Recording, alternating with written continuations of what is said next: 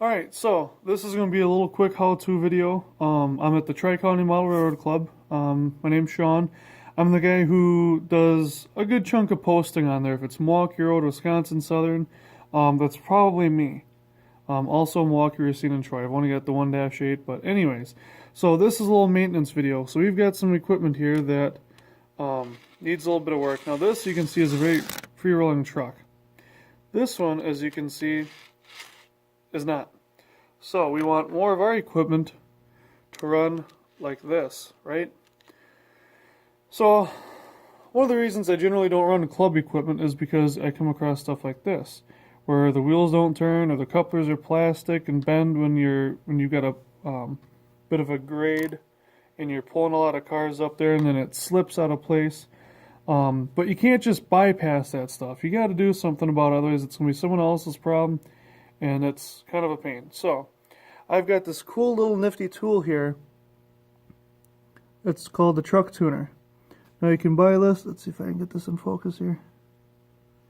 It's got a little cutter on it, right in here. Let's see if I can get. It's got a little cutter on here that'll actually cut a nice polished groove into the journal. So what we do is we just roll this back and forth. I give it a good pinch, so it helps cut a little more plastic. And what I'll usually do is I'll do this back and forth. I'll rotate sides so it gets a nice cut in both sides, nice and smooth, fresh surface, until this spins freely. And that'll guarantee that the trucks will spin freely. These, or that the wheels will spin freely. These are older proto plastic axle metal wheels, RP25 nickel silver, and what is probably an Athearn car. See, it spins nice and free now. That's what we want, because that means the wheels will spin free. So now I'll do the other one. But back to the wheels and trucks. If you use if you're going to upgrade trucks, particularly Athearns, they have what is called a short length axle, which means they have their own length or their own size. So any Athearn that you upgrade to Intermountain or Proto wheels, you'll need to probably be doing this too. And that's okay. I mean, it saves you money to buy this for like $5 or $7 or whatever it was. My dad bought it for me at a show because I kept borrowing his and he got sick of it. I never lost it, but he got sick of it, and that's okay. At least I brought it back. And I've been using it ever since. It's cheaper than buying new proto trucks, which are awesome, and replacing those every time. Now, a couple of things back to doing this. You're going to have chunks of plastic coming off, and that's okay. You're going to have little scraps and whatnot, and that's the space you're making for the wheels. So now, we test it out, give it a good spin. Push it up to grade there. Look at that. And it'll come back. Perfect. The reason how I spotted this was I've got a 6-axle RSD45 pulling up 9 cars up a grade. And it started on a grade and it just stalled out right away. And I just thought, wow, this is only like 8 or 9 cars. This shouldn't have this issue. So I decided to take a look at the wheels, and I thought maybe they're hitting, which they are. You can see spots on the bottom of the car here where the wheels are actually scraping on the bottom here.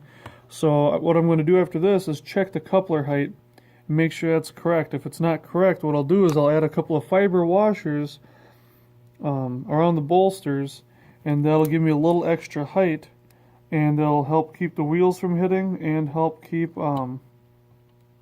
the coupler height correct. We don't want this to be hitting on grade crossings and stuff like that. So the next thing you can do to help your cars run a little bit smoother is to adjust the wheel or the play of the trucks.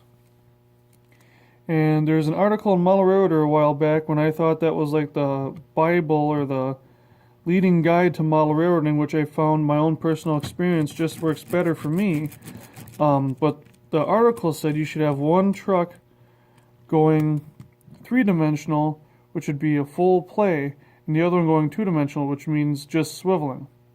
So the problem with that is if you're at a club layout or any layout that's got, maybe the track's warping a little bit or the benchwork's warped a little bit, it won't articulate the way it needs to. So what I do is I make sure there's just a little bit of play, just a little swivel all the way around on it, not too much. See, this will keep it from hitting the bottom and it'll let it roll freely. So now let's test the whole car out. Get it on here if I can still do that. And look at that. It's coming back. So there is still a little bit of a break-in period. What I do is I just give it a few good runs with a little extra pressure on it to help seat the axles. Now the axles that were in there might be a little malformed since it's been sitting in an Athearn truck that hasn't been properly tuned. But everything runs pretty freely, so it should be better. If you guys have any questions, please feel free to contact me. You can look me up on Facebook or just comment on the Tri-County page and I'll probably see it. We have an open house coming up on May 6th. I hope to see you there. I believe it's running 9 to 3. Check out our event for it on the Tri-County Model Railroad Club page in Union Grove. Let us know if you're coming. We'd be happy to see you. And until next time, take care.